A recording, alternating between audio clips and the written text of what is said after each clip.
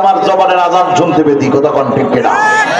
আজকে সকল ফ্যাসিবাদকে বলছি, আজকে সকল মুশরিকদেরকে বলছি, আজকে সকল মুনাফিকদেরকে বলছি, আজকে সকল জালেমদেরকে বলছি, তোমরা আজকে নাই কোরআনের এই কথা কাকে শোনাবো? জবান খুলে বলছি, মীর ভাই লিল্লাহি তাকবীর। আল্লাহর নামটা নেন, সময় এসেছে, এমন একদিন আসতে পারে ফিলিস্তিনদের মতো আওয়াজ দিতে পারবেন না। কথা বলেন ঠিক না? আমরা জুমার নামাজ পড়েছি, ওরা পড়তে পারে নাই, ওরা জুমার নামাজ পড়তে পারে নাই। অতএব সময় যখন এসেছে আমল করে নেন। কথা কোন ঠিক না বেঠিক? ভাইরা কষ্ট হচ্ছে? আরো জোরে বলেন কষ্ট হচ্ছে? ভাইরা আমার, তাহলে এবার ভালো করে শুনেন। একবার সুবহানাল্লাহ বলার কারণে একজন বান্দার ইজ্জত বেড়ে গেল না কমছে? আরো জোরে বাড়ছে না কমছে? তাহলে সুবহানাল্লাহ বলবো না থেমে যাব? আরো জোরে বলেন। আল্লাহ পাক বলছেন কিতাবুন আনজালনাহু ইলাইকা লিতুখরিজান নাসা মিনাজ যুলুমাতি ইলান নূর।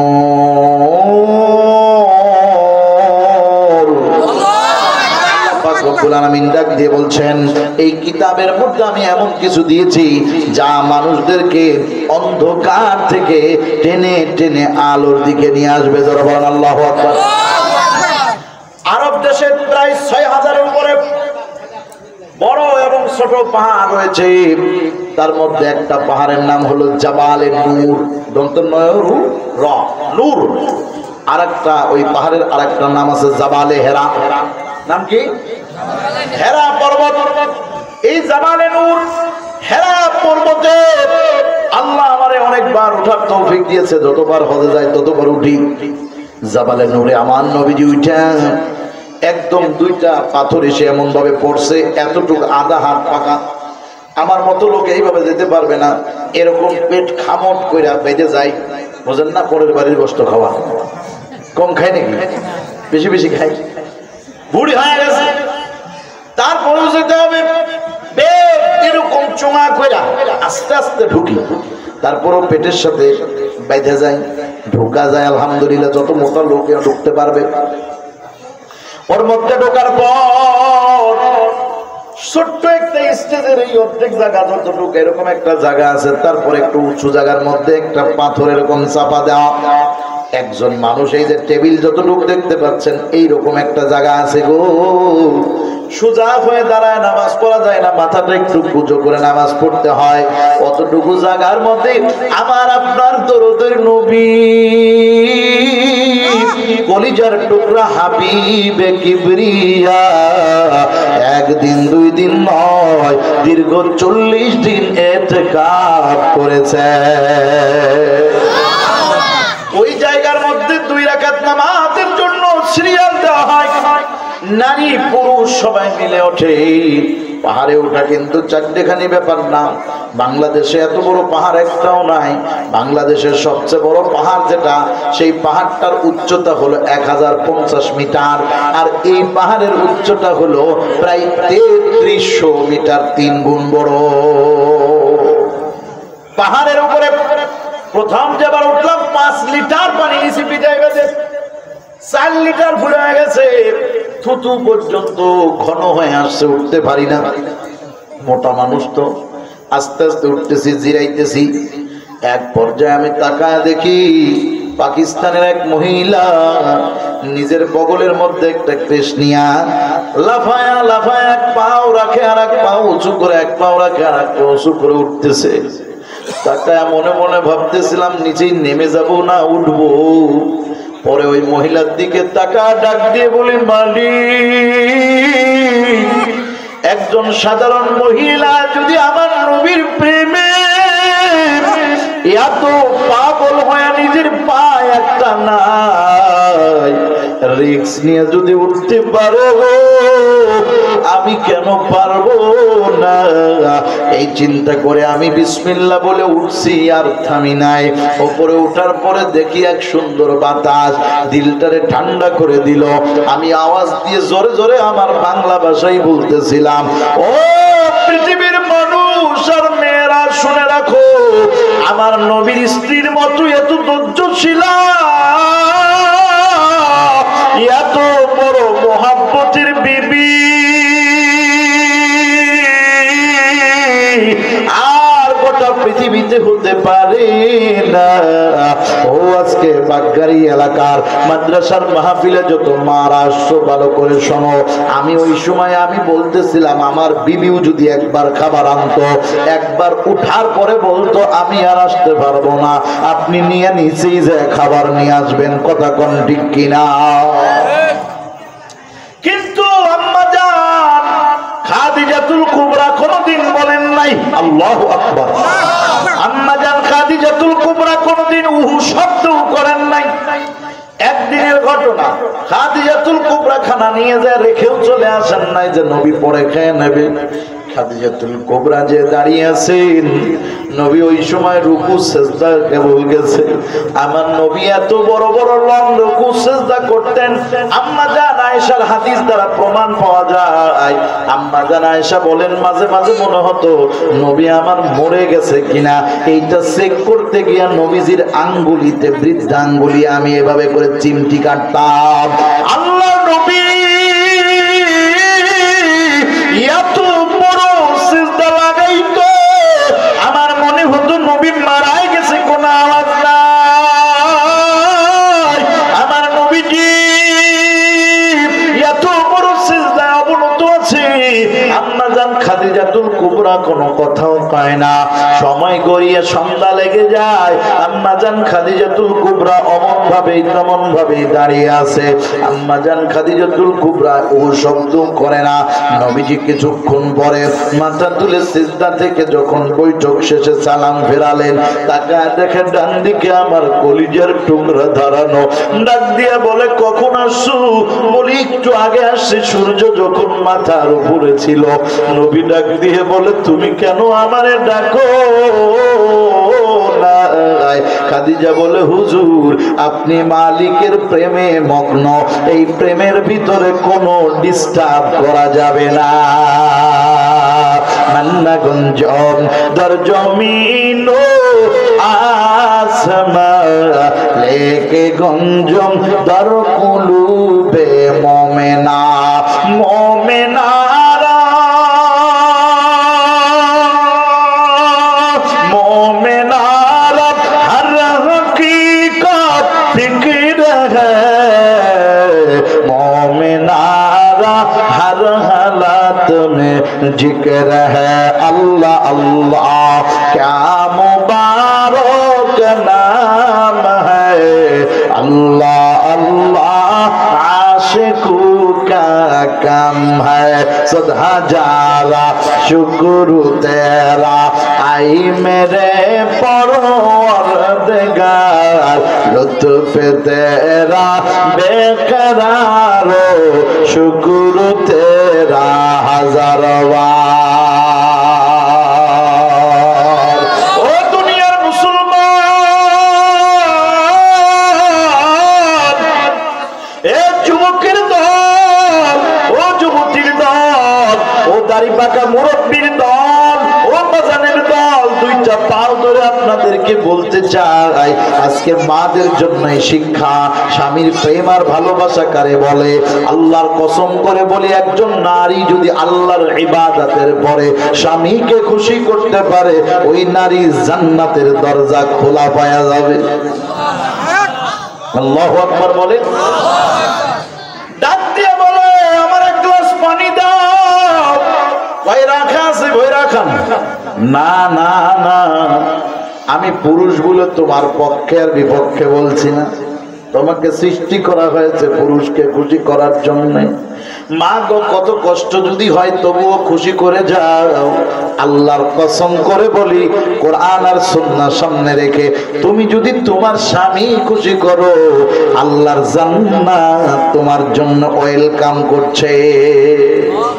কথা বলেন ঠিক কিনা? ও মুসলমান ইমানদার, এক পর্যায়ে ভালো করে শুনে রাখেন।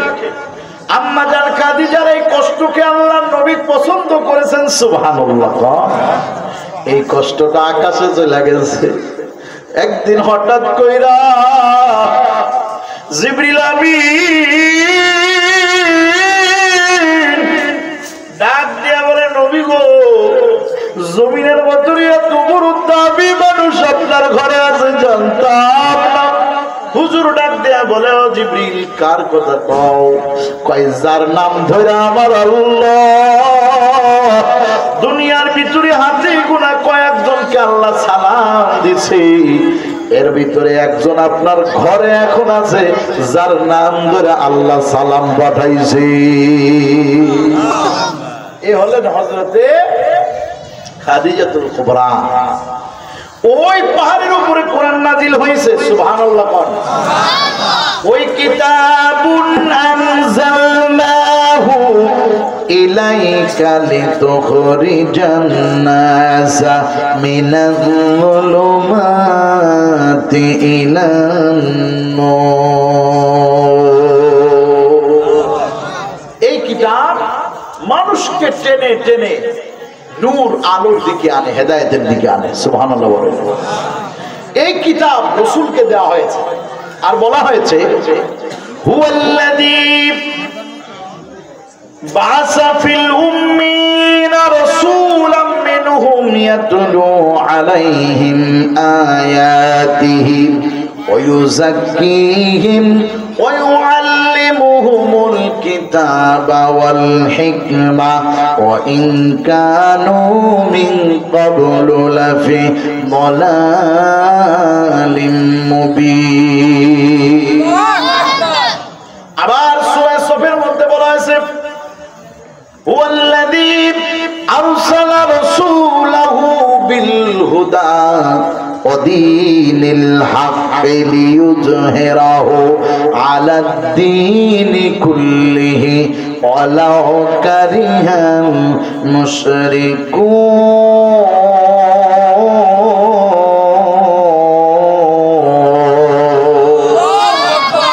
হুয়াল্লাযী আরসালা রাসূলাহু বিল হুদা, হেদায়েত সাথে করে নবীকে কোরআন দিয়ে পাঠানো হয়েছে। সুবহানাল্লাহ। এবার বুঝে থাকলে বলেন, কোরআনকে আল্লাহ দেশে মানুষকে হেদায়েতের জন্য। এই কোরআন শরীফ মাদ্রাসায় পড়ানো হয় কি হয় না? জোরে বলেন। কোরআন শরীফ মসজিদে তেলাওয়াত হয় কি হয় না? কোরআন শরীফ মাহফিলে আলোচনা হয় কি হয় না? কোরআন ওয়ালারা কোরআন হেফাজত করবে। আল্লাহ পাক নিজে এসে মানুষেরকে মাইরা হেফাজত করাবেন না, বরঞ্চ আল্লাহ পাক তার নিজের ওয়ারিসদেরকে দিয়ে হেফাজত করাবেন। আমাকে দিয়ে করাবে, হাফেজ সাহেবদেরকে দিয়ে করাবেন, মুফতি সাহেবদেরকে দিয়ে করাবেন, পরে মুফাসসির সাহেবদেরকে দিয়ে করাবেন, কারি সাহেবদেরকে দিয়ে করাবেন, মাওলানা সাহেবদেরকে দিয়ে করাবেন। তাদের জীবনের বিনিময়ে, রক্তের বিনিময়ে, অর্থের বিনিময়ে দিয়ে আল্লাহ পাক হেফাজত করাবেন। কথা বলেন ঠিক কিনা? আওয়াজ দিয়ে বলেন ঠিক কিনা? এবার ভালো করে বুঝেন, গোটা পৃথিবীর সমস্ত কাফেররা এক হইয়া, কি হইয়া? এক হইয়া সমস্ত মাদ্রাসাগুলি অ্যাটাক করলো, সমস্ত মসজিদগুলি অ্যাটাক করলো, সমস্ত জায়গাগুলি অ্যাটাক কইরা আমার আপনার আল্লাহর দেওয়া নাজিল করা কোরআন শরীফটা তারা কেড়ে নিয়ে গেল। কোনো মসজিদে আর কোরআন শরীফ নাই, কোনো মাদ্রাসায় আর কোরআন শরীফ নাই, কোনো জায়গা আর কোরআন শরীফ নাই। আল্লাহর কসম, তারা যদি কোরআনগুলিকে পোড়াইয়া দেয়, আল্লাহর কসম করে বলি কাফারা লাগবে না। তারা যদি কোরআনগুলিকে ওই সমুদ্রের মধ্যে, নদী নালার নর্দমায় ফেলে দিয়ে যদি কোরআনগুলি ধ্বংস করে দেয়, আল্লাহর কসম করে বলি, ও পাটকারী এলাকার যুবক, ও যুবতীর দল, ও যুবতীর দল, ও মা বোনেরা, ও বাজান, ভালো করে কান লাগায় শোনো। এই কোরআন শরীফ তবুও জমিনে আবার তৈরি করে আল্লাহর বান্দারা জমিনে দেখা দিবে। জোরে বলেন ঠিক কিনা? আওয়াজ দিয়ে বলেন ঠিক না বে ঠিক? কোরআন শরীফ পুরায়া দিয়ে ধ্বংস করা যাবে না, ঠিক না বে ঠিক? কোরআন শরীফ পুরায়া দিয়ে, ফেলে দিয়ে, নদীতে নালায় ফেলে দিয়ে ধ্বংস করা যাবে? আরে গত শুক্রবারের দিন, কোন দিন? গত শুক্রবার, এই যে গতকালকের আগের দিন শুক্রবার, তার আগে শুক্রবার মাত্র এক সপ্তাহ কয়েকদিন হইল। এই কয়েকদিনের মধ্যে আমার কলিজার টুকরা ওরে মাহফুজ নামে এক ছেলে গোটা পৃথিবীর ভিতরে তুরস্কে কোরআন শরীফে আল্লাহু আকবার ফার্স্ট হয়ে আসছে। ওই ছেলেটারে যদি বলি আমি কোরআন শরীফ একটা পরিষ্কারভাবে ছাপাইতে চাই, তুমি তেলাওয়াত লাগাও, ওই ছেলে সূরা ফাতিহা থেকে শুরু করে নাস পর্যন্ত মদ গুন্না যজম হরকত হরফ যত কিছু আছে ওই ছেলে পারা বা পারা, সূরা বা সূরা, আয়াত বা আয়াত, ওই ছেলে প্রত্যেকটা সব এত সুন্দর করে পড়বে। আল্লাহু আকবার। সব কোরআন যদি পড়িয়েও দেয়, আমার মাহফুজকে দাঁড় করায়া দিলেও আল্লাহর বান্দা একটা জিন্দা কোরআন বানায়া দিবে।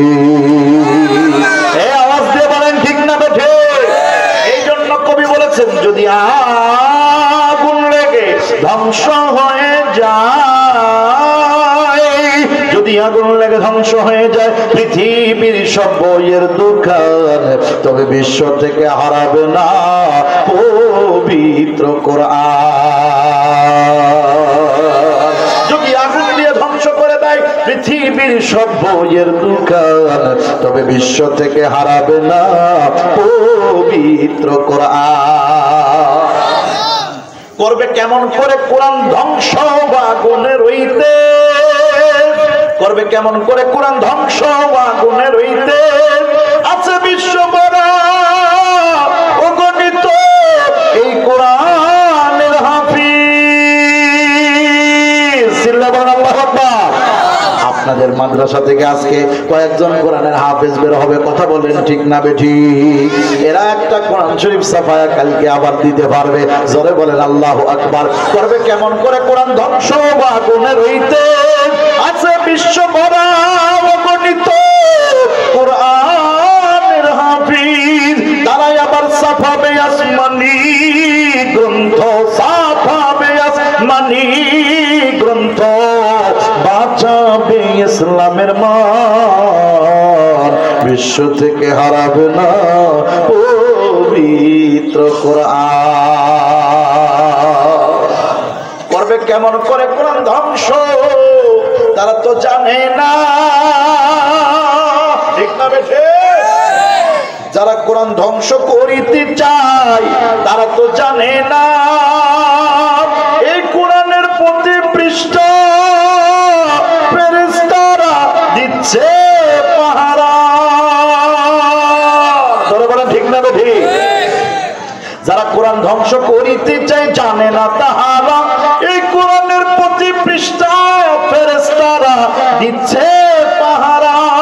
এই আমার আল্লাহ তাআলার নূরের বাতি, আল্লাহ তাআলার নূরের বাতি সারা বিশ্বে দীপ্তিমান, বিশ্ব থেকে হারাবে না পবিত্র কোরআন। যদি আগুন লেগে ধ্বংস হয়ে যায়, যদি আগুন লেগে ধ্বংস হয়ে যায় পৃথিবীর সব বইয়ের দোকান, তবে বিশ্ব থেকে হারাবে না পবিত্র কোরআন। পাকিস্তানের এক প্রধানমন্ত্রী, পাকিস্তানের প্রেসিডেন্ট জিয়াউল হক মরল দুর্ঘটনায়। ভাই, পাকিস্তানের এক প্রেসিডেন্ট যার নাম জিয়াউল হক, তিনি বিশ্বের অন্য একটা দেশে কোন একটা কাজে আসছিলেন, ফিরার পথে আকাশে তার বিমানটা ক্র্যাশ হয়ে শেষ হয়ে একদম সে নিজেও সহ পুরো বিমান পুড়িয়ে ছাই হয়ে পড়ছিল। কিন্তু তার পকেটে, তার এই বুকের বুক পকেটে একটা ছোট্ট কোরআন শরীফ ছিল। ছোট কোরআন শরীফ দেখেন নাই? ছোট্ট কোরআন শরীফ ছিল, বুক পকেট কোরআন শরীফ। ওই কোরআন শরীফ তিনি মাঝে মাঝে পড়তেন আর রেখে দিতেন। পরে সে নিজেও পুড়ে ছাই হয়ে গেল, কিন্তু তার কোরআন শরীফটাও অক্ষত ছিল। পাকিস্তানের জিয়া মরল দুর্ঘটনায় ভাই, বিমান পুড়ে ছাই হইল, কোরআন পড়ে না। এই আমার বিশ্ব নবীর নূরের বাতি, বিশ্ব নবীর সাধনার দান সারা বিশ্বে দীপ্তিমান, বিশ্ব থেকে হারাবে না পবিত্র কোরআন। যদি আগুন লেগে ধ্বংস হয়ে যায়, যদি আগুন লেগে ধ্বংস হয়ে যায় পৃথিবীর সব বইয়ের দোকান, তবে বিশ্ব থেকে হারাবে না পবিত্র কোরআন। চিল্লায় বলেন মারহাবা, আরো জোরে বলেন মারহাবা। কোরআন শরীফের হেফাজতের দায়িত্ব নিয়েছেন কে? আরো জোরে বলেন কে? আরো জোরে বলেন কে? আল্লাহ নিজেই বলছেন, ইন্না নাহনু নাযালনা যিকরা ওয়া ইন্না লাহু লাহাফিজুন।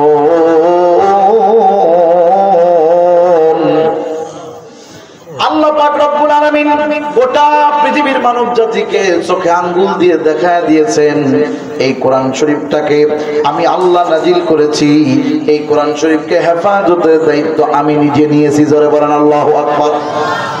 কোরআন হেফাজত করবে আল্লাহ পাক হাফেজদের দিয়া, কোরআন হেফাজত করবেন আল্লাহ আলেমদের দিয়া, কোরআন হেফাজত করবেন আল্লাহ পাক গোটা জমিনের সমস্ত আল্লাহ প্রেমী মানুষ দিয়া। জোরে বলেন ঠিক কিনা?